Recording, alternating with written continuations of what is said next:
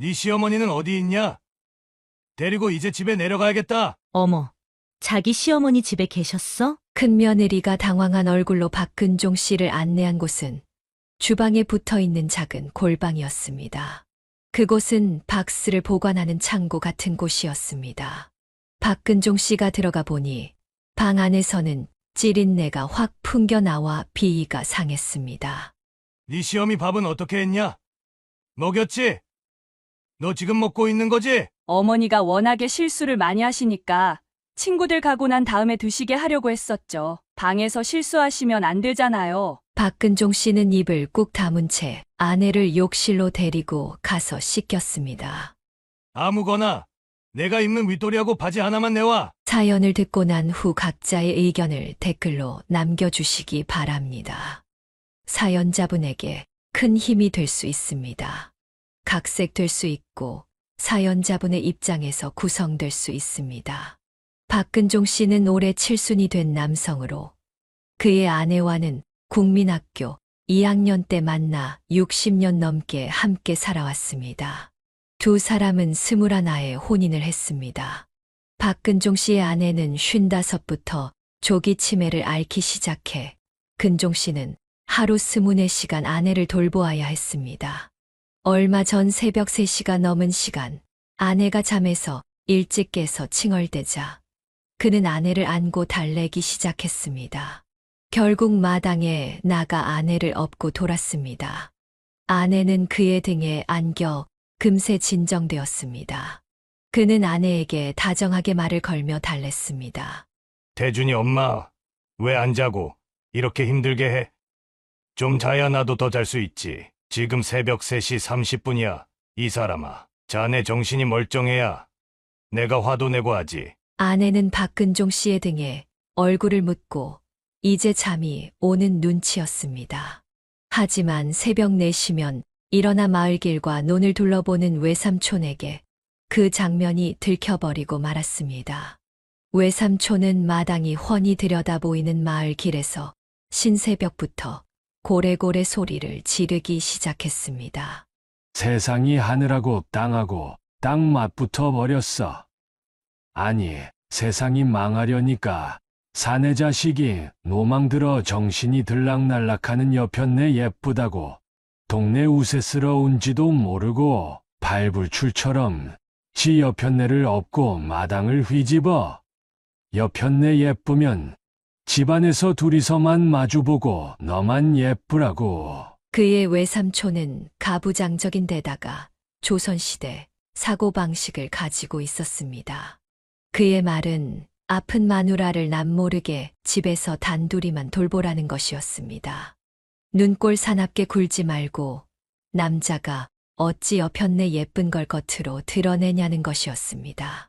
얼른 집구석으로 안 들어가냐. 이놈아, 참말로다가 우리 누님이 일찍 눈 감아 버렸으니 다행이지. 박근종 씨는 외삼촌에게 쫓겨 집으로 돌아오자니 창피하기도 했지만 어쩔 수 없었습니다. 외삼촌은 그렇게 소리를 지르면서도 아내를 얼마나 위하는지 박근종 씨는 잘 알고 있었습니다. 외숙모도 80 중반이었지만 우리 집 일이라면 언제든지 달려와 주셨습니다. 외숙모는 박근종 씨의 아내가 효부인 것을 기특하게 여겼습니다. 박근종 씨의 아내는 55세에 치매가 오기 전까지 그를 위해 참 잘했습니다. 시골에 살면서도 1시간 20분 거리의 도시로 출퇴근하는 그를 위해 시부모님을 모시고 살며 새벽 4시에 일어나 새벽밥을 준비하던 사람이었습니다. 한 푼이라도 아끼기 위해 일요일을 제외하고는 도시락을 꼬박꼬박 싸던 아내였습니다. 저녁밥도 유기 그릇에 담아 식을까봐 아랫목에 넣어두고 식구들 밥을 먹이고 나서도 그가 올 때까지 엎드려서 밥그릇을 품에 덮어 데우던 사람이 아내였습니다. 그와 아내는 같은 마을의 친구이자 초등학교 동창이었습니다. 경상북도의 오지에 위치한 그들의 마을에서 학교까지는 걸어서 2시간이 걸렸고 아내까지 포함해도 총 5명의 학생이 산을 넘고 물을 건너 학교에 다녔습니다. 초등학교 2학년 때 산골마을로 들어온 아내와 함께 처음 등교를 하게 된 박근종 씨는 4학년 때부터는 아내와 단둘이 등하교를 하게 되었습니다. 어느 가을날 아침 햇살이 따뜻하게 비추던 날이었습니다. 그는 공부를 잘했지만 아내는 그렇지 않았습니다. 4학년 때 처음 짝을 하게 되었을 때 담임 선생님이 아내에게 분수를 가르쳐 주라고 할 정도였습니다. 그날도 아내와 함께 산길을 걸으며 아내가 말했습니다. 그제 빌려준 만화책 재미있게 잘 읽었어. 그런데 근종아, 오늘 학교 끝나고 집에 가서 소 먹일 꼴 다 베면 엄마가 고구마 3개 주신다고 했어. 알지? 우리 집 고구마 수확한 거. 나는 모르는데 고구마 수확했구나. 응. 고구마 수확해서 한가득이야. 엄마가 고구마 찐 거 3개 주시면 너 2개 줄게. 고마워. 내가 고구마 2개 준다고 너 그거 파랗게 예쁘게 생긴 수첩에 적어놔. 내 머릿속에 기억하고 있어도 돼. 아니야. 내 보는 앞에서 꼭 적어. 얼른 연필하고 수첩 꺼내서 적어. 박근종 씨는 아내가 시키는 대로 멈춰서서 가방에서 수첩과 연필을 꺼내 진이가 찐 고구마 2개 주기로 함이라고 적었습니다. 그러자 아내는 눈이 부시게 박근종 씨가 글씨 쓰는 모습을 바라보았습니다. 결혼 후 아내는 박근종 씨에게 고백했습니다. 아내는 박근종 씨가 글씨를 쓰는 모습이 그렇게도 보기 좋았다며 똘망똘망 공부를 잘하는 박근종 씨가 그저 좋았다고 했습니다. 그날의 기억은 찬란하게 박근종 씨의 뇌리에 남아 있었습니다. 초등학교를 졸업하고 중학교에 진학한 후에도 그 기억은 사라지지 않았습니다. 그의 아내는 중학교를 마치고 집에 들어앉아 동생들을 돌보고 농사일을 거들었습니다. 박근종 씨는 상업고등학교를 졸업하고 꽤 괜찮은 중소기업의 격리과로 취업하여 도시에서 하숙을 하게 되었습니다. 상업고등학교에 진학하면서 아내와는 멀어졌지만 읍내 5일장이나 동네 길에서 마주치면 서로 아는 척은 했습니다. 어떻게 지내? 지낼만해? 집에서 밥 먹은 그릇이나 설거지하고 식구들 밥하는 게 똑같지 뭐. 너는 고등학교 가니까 얼굴이 좋아졌다. 대학교 같은데 막 들어가고 그럴 건가? 중학교를 겨우 졸업한 아내가 대학교 갈 것을 묻는 그 눈길은 여전히 찬란한 태양을 바라보는 것 같았습니다. 박근종 씨는 아내와 서로 안부를 묻는 정도로 지내다가 도시로 직장을 옮기면서 이제는 인사조차 나누지 않는 사이가 되었습니다. 그러던 어느 날 아내가 맞선을 본다는 소식을 들었을 때 그는 충격을 받았습니다.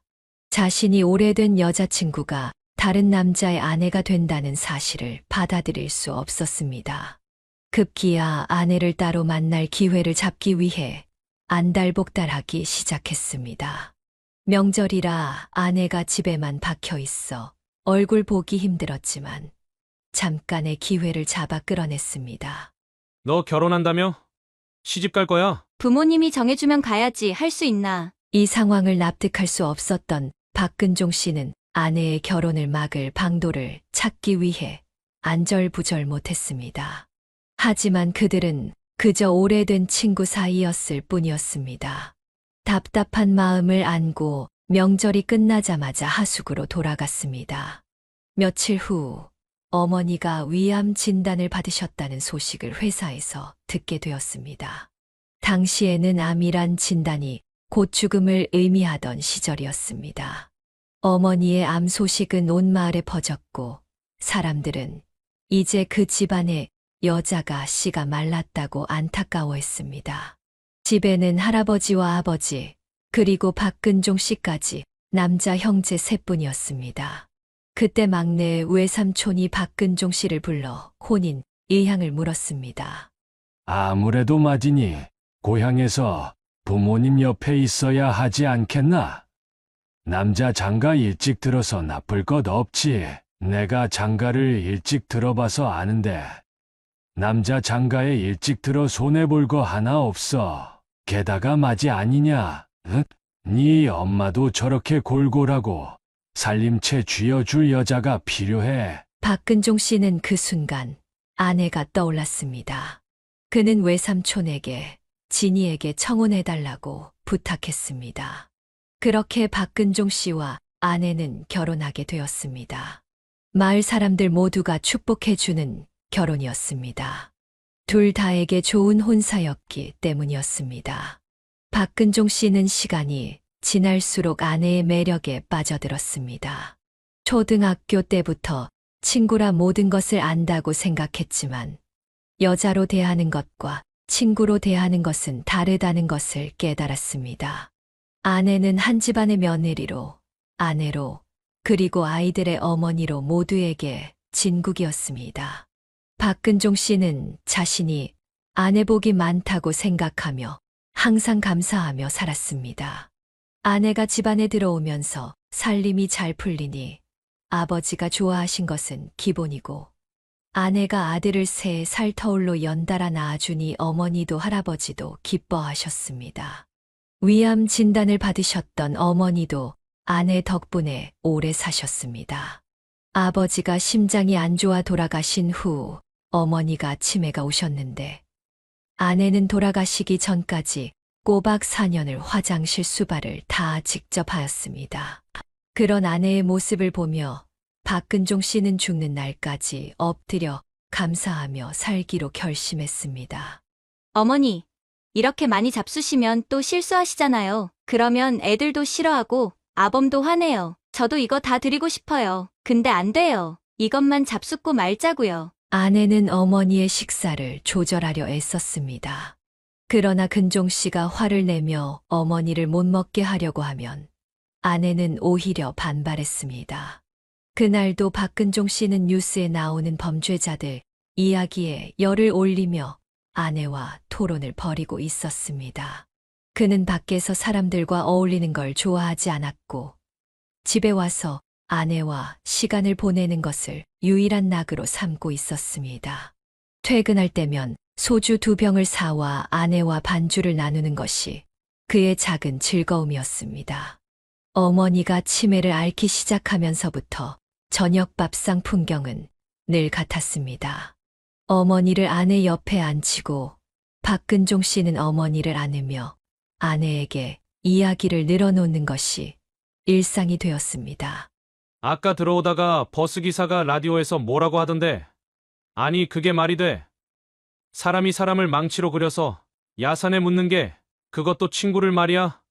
그런 놈은 인간 말종이지. 아내는 그의 이야기를 한 귀로 듣고 오로지 어머니의 식사에만 신경을 썼습니다. 어머님, 왜 그러세요? 아, 참기름 넣어서 비비라고요. 알았어요. 기다리세요. 잠깐 부엌에 다녀올게요. 당신은 사람이 말하는데 지금 뭐 하는 거야? 정신 오락가락하는 노인네 그냥 아무렇게나 비벼드리고 말지.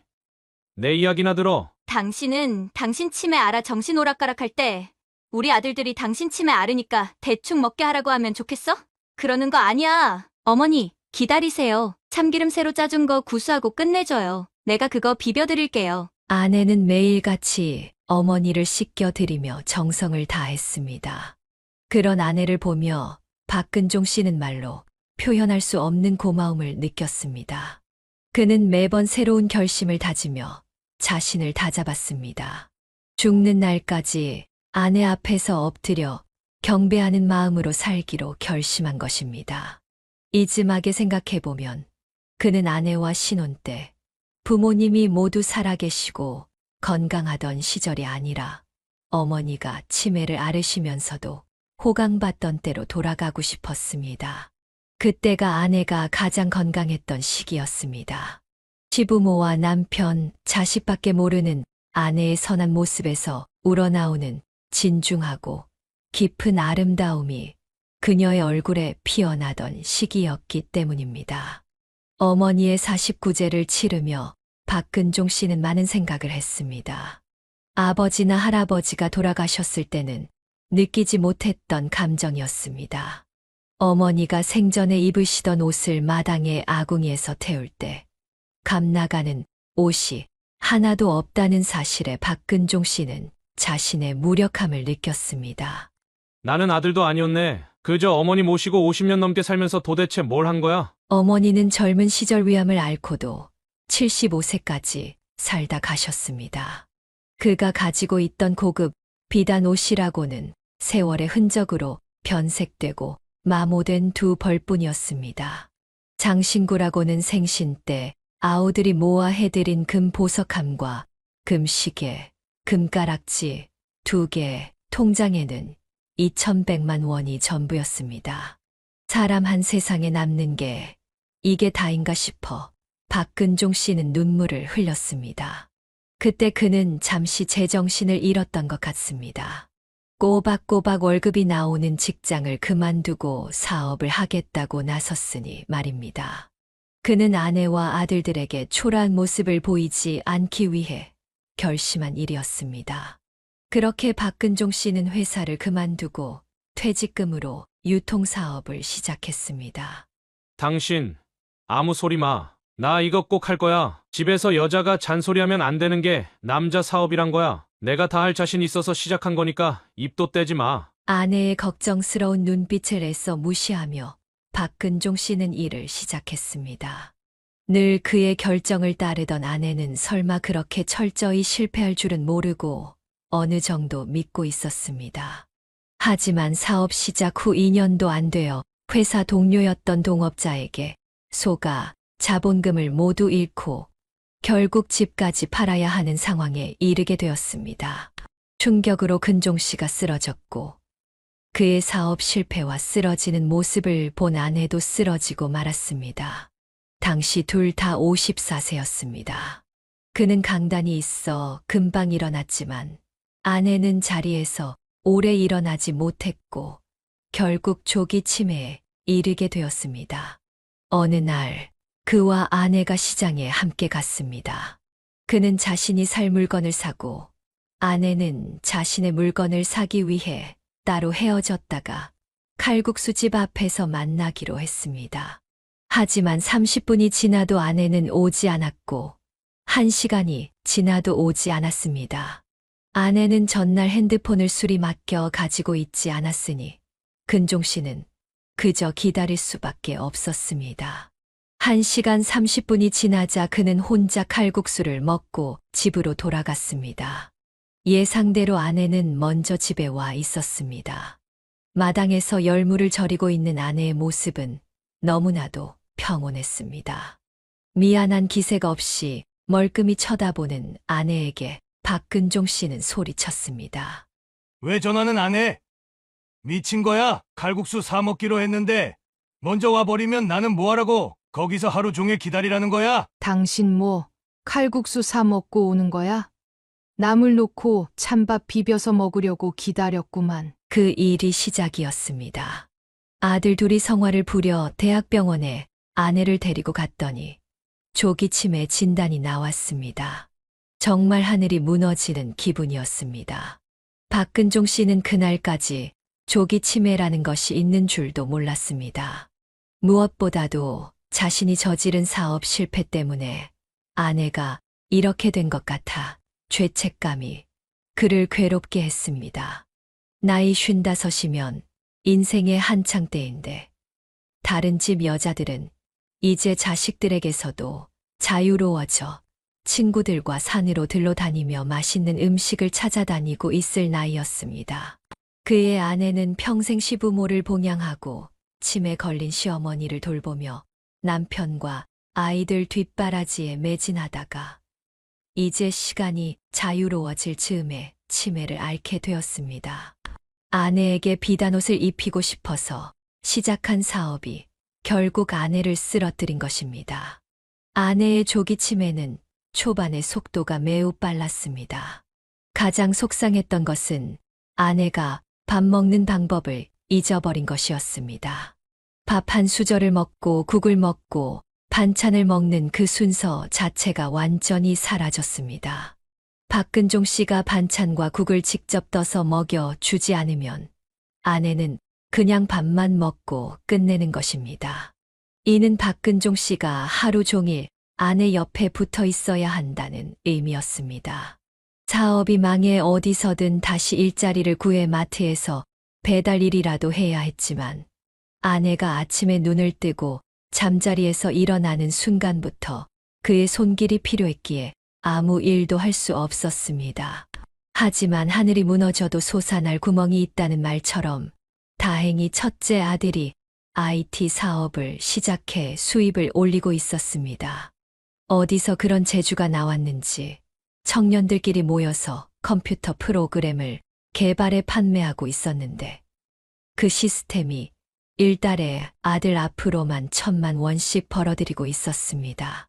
아들 녀석은 결혼을 앞두고 있어서 돈을 모아야 할 상황이었지만 박근종 씨와 아내를 위해 매달 300만 원을 보내주었습니다. 고맙다. 자식 돈을 받아서 쓰는 게 마음이 편하지는 않다만 부모가 되어서 도와주지도 못하고 오히려 자식 돈을 받는 게 면목이 없구나. 하지만 이 돈 없으면 어떻게 사나 싶기도 하고. 아버지, 그런 말씀 마세요. 아버지가 계셔 주셔서 얼마나 감사한지 몰라요. 아버지 없으면 우리끼리 엄마 어떻게 모셔요? 그리고 제 일은 꾸준하니까 돈 끊길 걱정은 마세요. 큰아들이 매달 300만 원을 보내주고 둘째 아들은 대학 시절부터 아르바이트한 돈으로 모은 3천만 원을 내어 집 빚을 갚았습니다. 덕분에 박근종 씨는 돈 걱정 없이 아내 곁에 있을 수 있었습니다. 매일 똑같은 나날이었지만 아내의 증상은 자고 일어날 때마다 나빠져 있었습니다. 깔끔했던 아내였기에 아침에 씻기지 않고는 밥을 먹일 수 없었습니다. 박근종 씨는 아내의 예쁜 입안을 들여다보며 칫솔로 구석구석 닦아주곤 했습니다. 그럴 때면 내가 이렇게 하려고 아내랑 9살부터 만난 건가 하는 구슬프면서도 행복한 감정이 밀려들었습니다. 아내가 어머니를 위해 헌신한 것을 갚는다는 의미도 있었지만 더 큰 것은 사랑이었습니다. 치약 거품이 아내의 입에 가득 찼는데도 그것을 뱉어내는 방법을 잊어버린 아내에게 박근종 씨는 시범을 보이며 하루를 시작했습니다. 아내를 씻긴 후 박근종 씨는 아침밥을 준비했습니다. 그는 어느새 밥하는데 도사가 되어 일어나자마자 씻어둔 쌀을 밥통에 앉혔습니다. 아내는 거실에서 서성거렸습니다. 치매 증세가 있는 사람들 중에는 앉지 않고 서성거리는 경우가 있는데 아내도 그랬습니다. 처음에는 저렇게 서 있으려면 다리 아플 텐데 하고 걱정했지만 이제는 그냥 내버려 두었습니다. 박근종 씨는 남자라 설거지가 가장 싫었지만 밥을 먹고 나서 설거지를 미루면 아내가 음식 찌꺼기 냄새를 싫어했습니다. 그래서 박근종 씨는 설거지를 최대한 빨리 하려고 애썼습니다. 아내는 온 집안을 서성이며 다녔고 박근종 씨는 전날 요양보호사가 끓여놓고 간 된장찌개를 데우고 아내가 좋아하는 계란말이를 준비했습니다. 그리고 아내와 나란히 앉아 밥을 먹었습니다. 자, 아해 밥 먹어야지. 박근종 씨는 아내의 입에 한 입 더 넣고 이어 자신도 밥을 먹었습니다. 두 사람이 그렇게 밥을 먹는 모습을 보면 그의 외삼촌은 큰 소리로 불만을 터뜨리곤 했습니다. 외숙모가 반찬을 만들어 근종 씨 집에 며칠에 한 번씩 가져다 주셨는데 그때마다 외삼촌이 심부름을 겸해 들르곤 했습니다. 80 중반이신 외숙모는 그 노고에도 불구하고 박근종 씨네 반찬을 챙겨주셨습니다. 외숙모는 근종 씨의 큰 며느리의 소홀한 태도에 속상함을 느꼈기 때문이었습니다. 그년한테는 아예 바라지도 마. 내가 해줄 테니께. 세상에. 시애미가 15년을 치매 알았는데 지 시애비가 요강 수발까지 하는데도 그 시애비한테 죄송해서라도 나는 뭐라도 하겠다고. 큰 며느리란 게 1년에 2번 명절날 아침에 와서 밥만 먹고 가는 게 다야. 남보다 못해. 큰 며느리는 서울의 유명 백화점에 식당 매장을 3곳이나 가지고 있는 부잣집 딸이었습니다. 아내가 조기 치매 진단을 받던 그해 12월에 아들 결혼식이 있었고 그 다음 해에는 손자가 태어났습니다. 세상 어느 시아버지가 며느리를 탓할 수 있겠습니까? 그건 곧 자기 얼굴에 침을 뱉는 일과 같았습니다. 하지만 박근종 씨는 이날까지 누구를 특별히 미워해 본 적 없었지만 큰며느리에게는 섭섭한 마음이 있었습니다. 첫 손자는 정말 예뻤습니다. 근종 씨 부부에게 첫 손자가 생긴 해 그들은 56세였습니다. 남들보다 일찍 결혼해 일찍 손자를 보았기에 가능했지만 손자는 눈에 넣어도 아프지 않을 만큼 예뻤습니다. 박근종 씨의 아들이 핸드폰으로 찍은 사진을 보내왔습니다. 세상에 치매에 걸린 아내도 손자의 예쁜 얼굴은 알아보는지 잠자는 시간을 제외하고는 핸드폰을 손에서 놓지 않고 손자 얼굴만 들여다보고 있었습니다. 그렇게 생후 하루 된 손자 사진을 닳도록 보고 있으면서도 손자의 실물을 보기 위해 하루 24시간을 기다리며 목이 빠지게 기다렸습니다.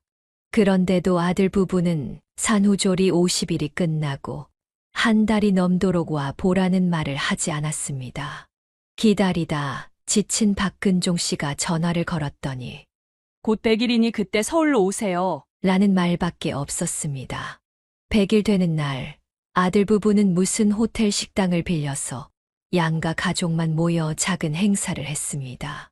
그 자리에서 큰며느리가 아내가 아이를 만지지 못하게 하자 박근종 씨의 속은 무척 상했습니다. 어머님, 손 씻으셨어요?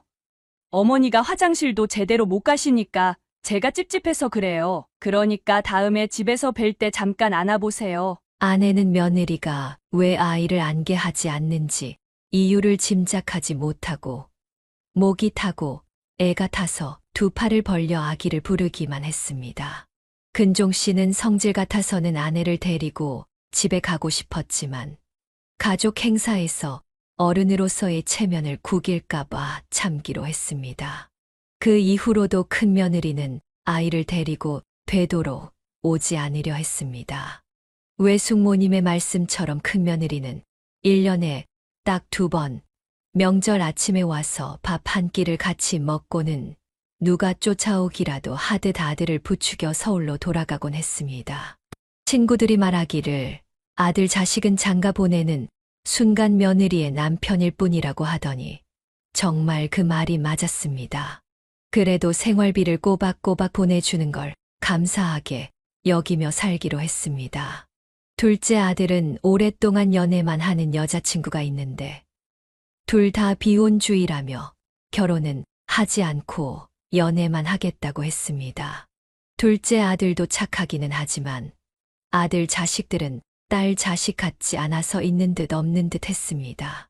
반면에 외삼촌 부부는 모두 딸들이고 딸들에게 효도를 받으며 사는 분들이라 늘 여유가 넘쳤습니다.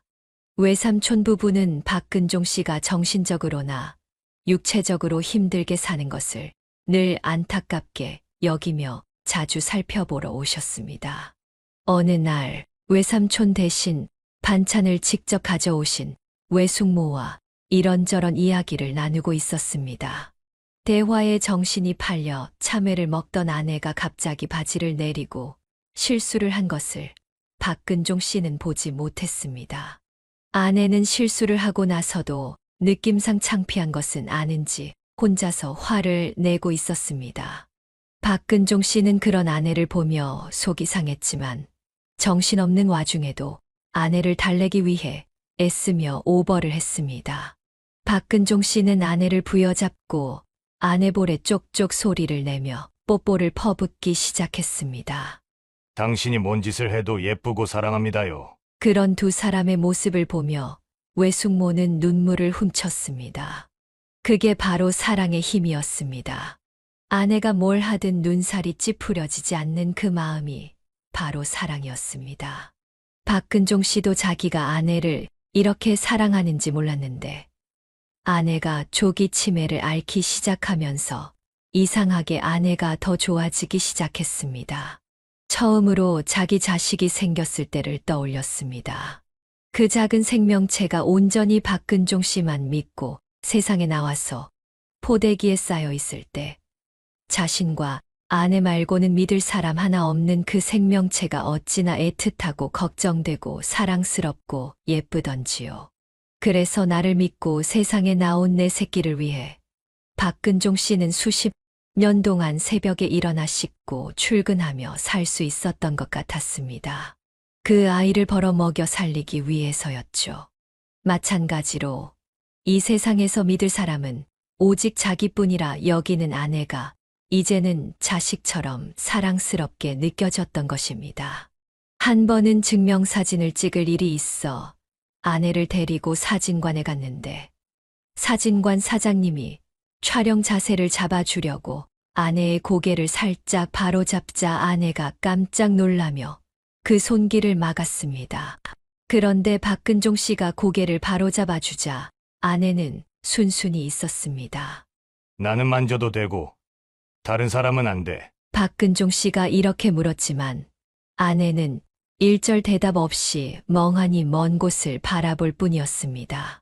그때 박근종 씨는 딱 한 가지 결심을 했습니다. 아내를 먼저 보내고 그 다음에 자기가 죽겠다고.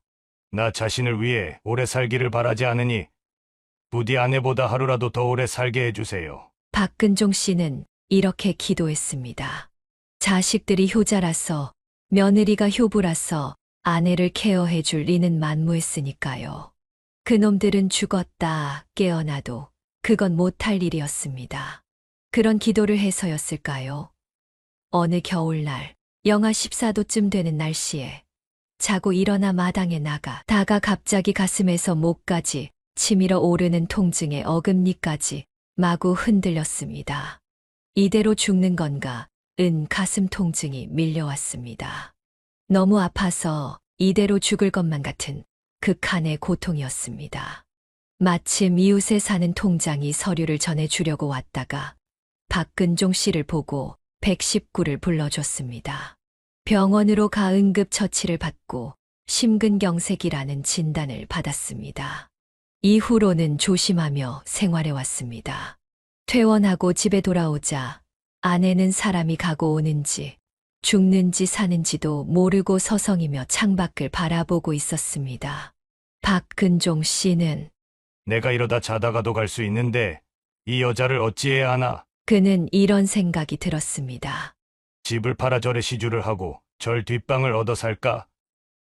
그러면 내가 먼저 죽으면 부처님 모시는 분들이 설마 아내를 걷어주겠지? 하는 생각도 들었습니다.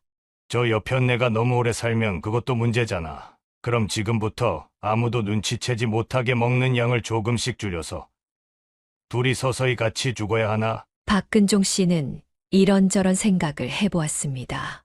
어떻게든 아내를 먼저 떠나보내야겠다는 생각만 가득했습니다. 컴퓨터로 이런저런 방법을 검색해 보기도 했습니다.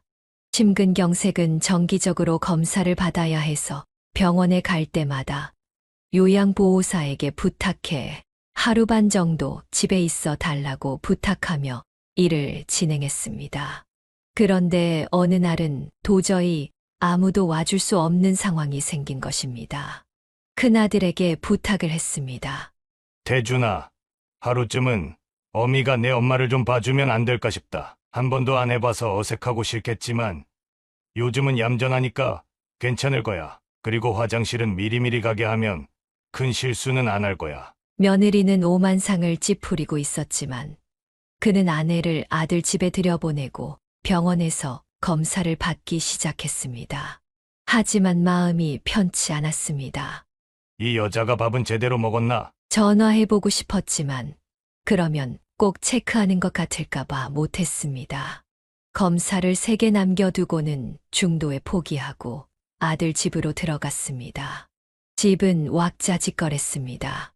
며느리는 같은 아파트에 사는 엄마 2명과 함께 모여 수다를 떨고 있었습니다. 시아버지가 검사하는 날이라도 며느리 나름대로 일정이 있을 테니 모여 앉아 수다 떨고 밥 먹을 수는 있겠지 싶어 이해하려 했습니다. 박근종 씨는 가슴속에 섭섭함을 눌러가며 두리번거리며 아내를 찾기 시작했습니다. 네 시어머니는 어디 있냐? 데리고 이제 집에 내려가야겠다. 그가 말하자 젊은 여자 중 하나가 대꾸했습니다. 어머, 자기 시어머니 집에 계셨어? 순간 무슨 소리인가 싶어 가슴이 덜컥 내려앉았습니다. 큰 며느리가 당황한 얼굴로 박근종 씨를 안내한 곳은 주방에 붙어 있는 작은 골방이었습니다. 그곳은 박스를 보관하는 창고 같은 곳이었습니다. 박근종 씨가 들어가 보니 방 안에서는 찌린내가 확 풍겨 나와 비위가 상했습니다. 아내는 그 방에서 나오지 못한 채 며느리가 놓아준 대야에 소변을 보라는 지시를 따르지 못해 방바닥에 소변을 보고 그 위에 뭉개고 앉아 있었습니다. 세상에, 지녀는 친구들과 함께 스시와 고급 외국 음식을 주문해서 쌓아놓고 즐기면서 그 시어미가 있는 방에는 생수병 하나만 덩그러니 놓여 있었습니다. 박근종 씨는 화가 나서 물었습니다. 네 시어미 밥은 어떻게 했냐? 먹였지? 너 지금 먹고 있는 거지? 며느리는 대답했습니다. 어머니가 워낙에 실수를 많이 하시니까 친구들 가고 난 다음에 드시게 하려고 했었죠. 방에서 실수하시면 안 되잖아요. 박근종 씨는 순간 엿장수들이 쓰는 가위라도 있었다면 며느리의 길다란 생머리를 잘라버리고 싶을 만큼 화가 치밀었습니다. 며느리의 친구들도 사태 파악이 되었는지 하나둘씩 슬그머니 빠져나갔습니다. 박근종 씨는 입을 꾹 다문 채 아내를 욕실로 데리고 가서 씻겼습니다. 아무거나 내가 입는 윗도리하고 바지 하나만 내와. 박근종 씨는 더 말하지 않겠다고 다짐하고 콜택시를 불렀습니다. 택시가 도착하자 뒤도 돌아보지 않고 아내와 함께 차에 올랐습니다. 기사 양반, 내가 부탁이 있는데 맛있게 하는 밥집 아무데나 좀 내려주소. 택시비는 넉넉하게 카드로 결제할 테니. 그리고 우리 집이 여주인데 여주까지 갈 택시 좀 알아봐 주소. 박근종 씨는 아내에게 국밥을 먹인 후 콜택시 뒷좌석에 앉아 아내를 품에 안고 오는 내내 얼마나 울었는지 모릅니다. 내가 무슨 수를 써서라도 오래 살아야겠다. 아니면 이 여자를 품에 안고 경포대 우리 신혼여행 간 그 바닷가에서 같이 빠져야겠다. 박근종 씨는 그렇게 결심했습니다. 그리고 그는 이내 며느리가 친정엄마에게는 얼마나 잘하는지를 떠올렸습니다. 자기 친정엄마가 100만큼 소중하면 자기 남편 낳아준 침에 걸린 시어미는 적어도 20 정도는 불쌍하게 여겨야 인간의 마음 아니겠나. 박근종 씨는 속이 상해 울었습니다. 아내는 시어머니에게 효심으로 최선을 다했는데 왜 이런 며느리가 걸렸나 싶었습니다. 집에 도착하자마자 옷을 벗기다 잠시 전화를 받고 온 사이 아내는 긴장이 풀려서 방바닥 여기저기에 실수를 했습니다. 그 모습을 보니 오히려 피곤해서 그런지 아내가 예쁘게 실수한 것처럼 느껴졌습니다. 박근종 씨는 아내 얼굴에 뽀뽀를 퍼부었습니다. 우리 진희 씨는 실수도 예쁘게 해. 어쩜 저렇게 모양이 예쁘냐? 나 편하라고 그랬지. 아내를 다시 씻기고 이불 속에 넣어준 뒤 쪼그라든 아내의 얼굴을 한참 들여다보며 박근종 씨는 눈물을 흘렸습니다. 그는 아내의 깨끗한 얼굴에 얼굴을 묻고 속삭였습니다. 태준이 엄마, 제발 가라. 지금 가. 내가 아파서 언제 어떻게 될지 몰라. 그러니까 나 멀쩡할 때 내 품 안에서 가라. 여보, 사랑해. 내가 당신을 얼마나 사랑하는지 알지? 여보, 혼자 가게에서 미안해. 그게 당신한테도 좋아. 박근종 씨가 울자 아내는 처음으로 그의 눈을 똑바로 맞추더니 놀랍게도 말을 하기 시작했습니다. 여보, 밥 먹고 그릇 오래 두지 마라. 밥 먹자마자 설거지해. 냄새 나. 알았지? 집에 반찬 냄새 나니까. 알았지? 여보, 오래 살지 말고 따라와. 자식들한테 구박받지 말고 바로 따라와. 박근종 씨는 아내를 끌어안고 울었습니다. 그게 아내와의 마지막 대화가 되었습니다. 며칠 후 아내는 욕실 바닥에 깔아둔 고무 매트를 닦으려다가 그만 미끄러져 세상을 떠났습니다. 그날 박근종 씨는 마당에 아내를 데리고 나왔어야 했는데 잠깐 실수한 사이에 그런 일이 벌어졌습니다. 아내의 치매를 보살핀 지 정확히 15년이 되는 해였습니다. 아내의 초상을 치르면서도 박근종 씨는 눈물 한 방울 흘리지 않았습니다. 남들이 보기에 부끄러울 정도로 아무렇지 않았습니다. 오죽하면 자기 자신이 창피할 지경이었습니다. 그때 멀찍이 떨어져 앉아 그의 행동을 주시하던 외삼촌이 말했습니다. 저게 사람이 진짜 아무렇지 않아서 저러는 건 아닌데. 저 사람 얼굴을 보니까 소름이 끼쳐. 저게 죽은 사람 얼굴이지. 산 사람 얼굴이야. 나는 태준이 엄마가 치매를 앓아서 15년을 그렇게 살았어도 하나도 불쌍하지 않다. 여자로 태어나서 남자한테 그런 사랑 받아보는 게 쉬운 일이야. 원도 한도 없이 살다 갔지. 그리고 그렇게 좋아하는 서방님 품에서 죽었으니 됐지 뭐. 박근종 씨는 아내를 선산에 묻고 온날 저녁부터 죽은 듯이 사흘을 자고 일어났습니다. 외삼촌 말씀으로는 인간이 그렇게도 잘 잘 수 있는지 싶을 정도로 깊이 잠들었다고 했습니다. 아마도 오랜 병간호의 피로 때문이었겠지요. 박근종 씨가 제대로 일어나 앉아 미음도 먹고 씻고 움직이는 걸 보자 외삼촌 부부는 안심하고 댁으로 돌아갔습니다. 자식들도 아침, 점심, 저녁으로 전화하던 것을 그만두었습니다. 며느리도 자신이 잘못을 이제야 깨달았는지 다녀가기도 했습니다. 비록 오물을 등에 지고 벽에 대고 앉아 있어도 내 배우자가 최고입니다. 물론 긴 병에 효자 없다는 말도 맞습니다. 자식들은 다 자기 짝과 살지 나와 살 건 아니니까요.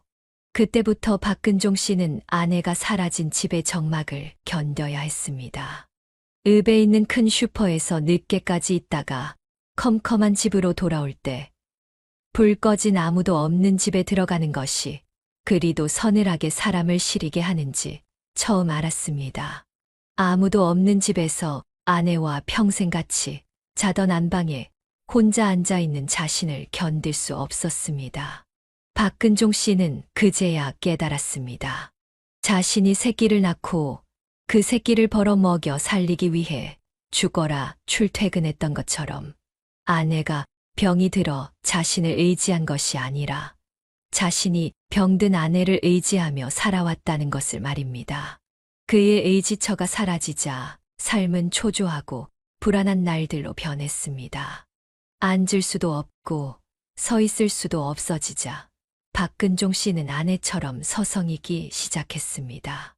그렇게 시작된 것은 죽은 아내와의 대화였습니다. 물론 책장에 세워둔 아내의 영정사진을 바라보며 하는 말들이었지만요. 박근종 씨는 사진 속 아내를 바라보며 속삭였습니다. 여보, 나는 지금도 알 수 없는 게 있어. 태준 엄마, 내가 죽으라고 한 말이 그렇게 섭섭해서 간 거야?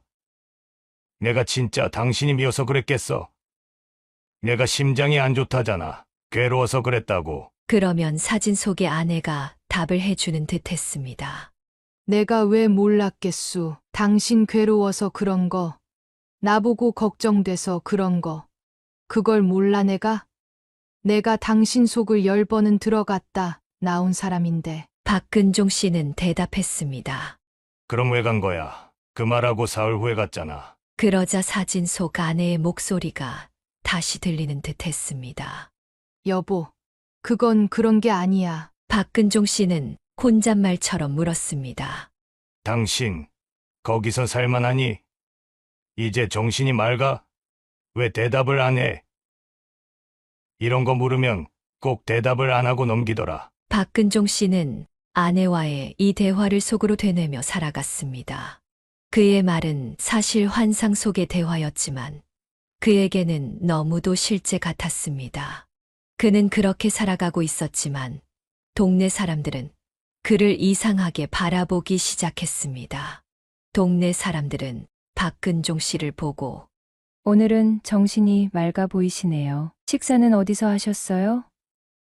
장에 좀 그만 나가세요. 라고 말을 건넸습니다.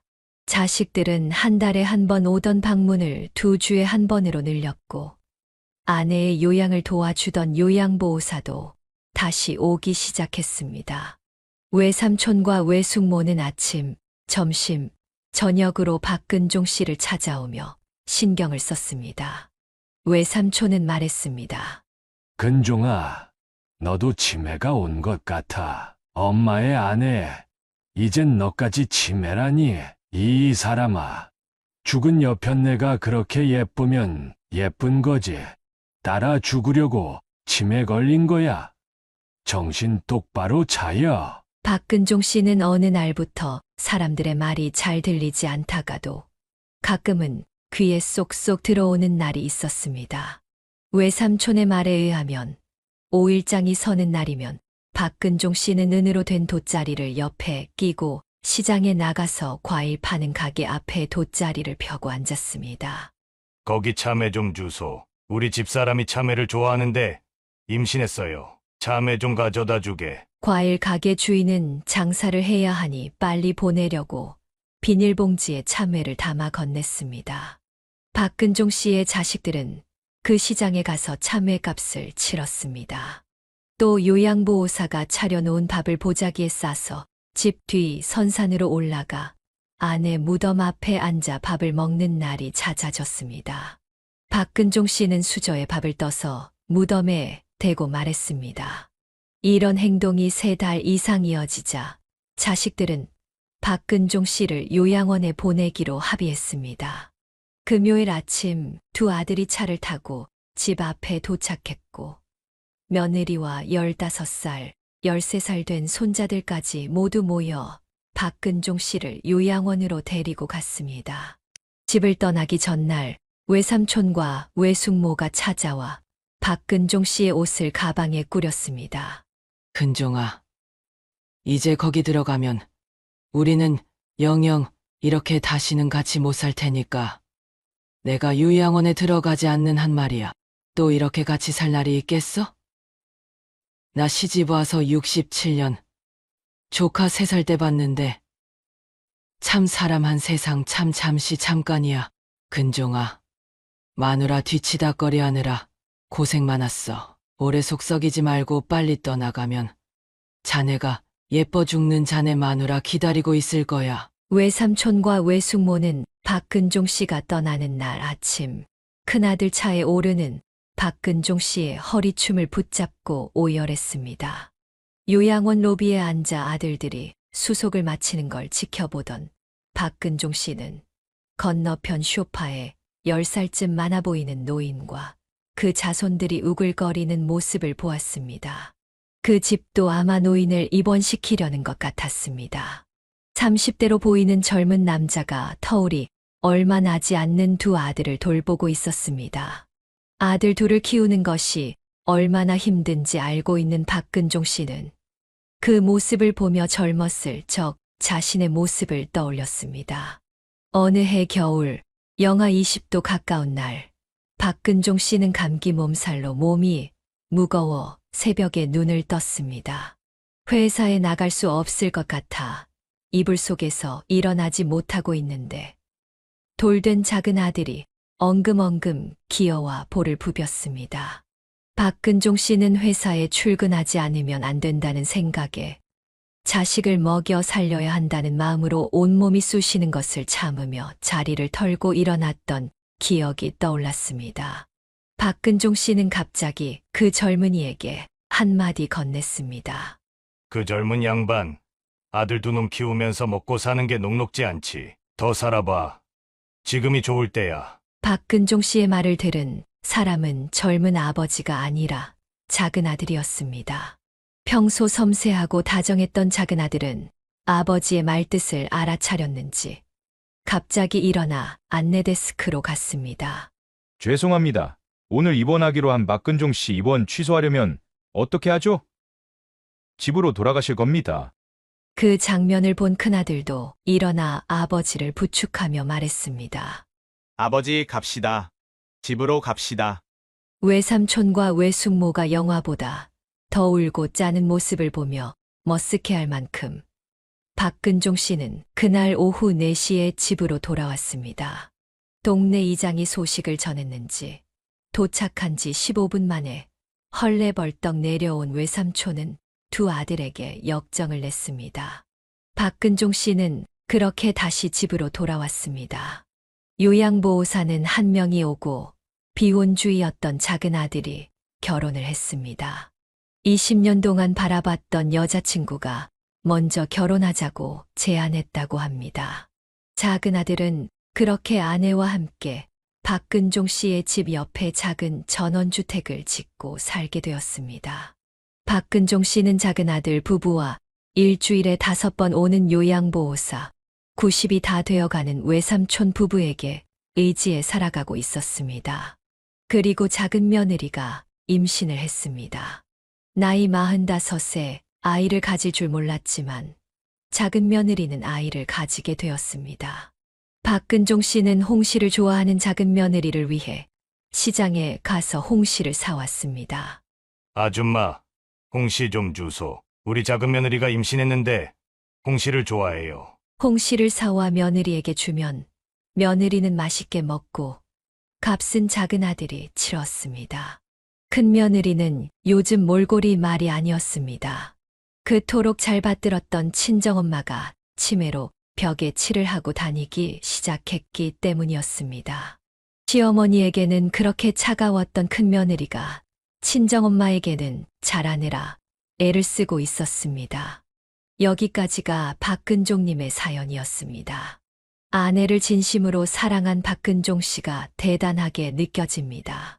사연을 듣고 댓글로 의견을 남겨주시기 바랍니다.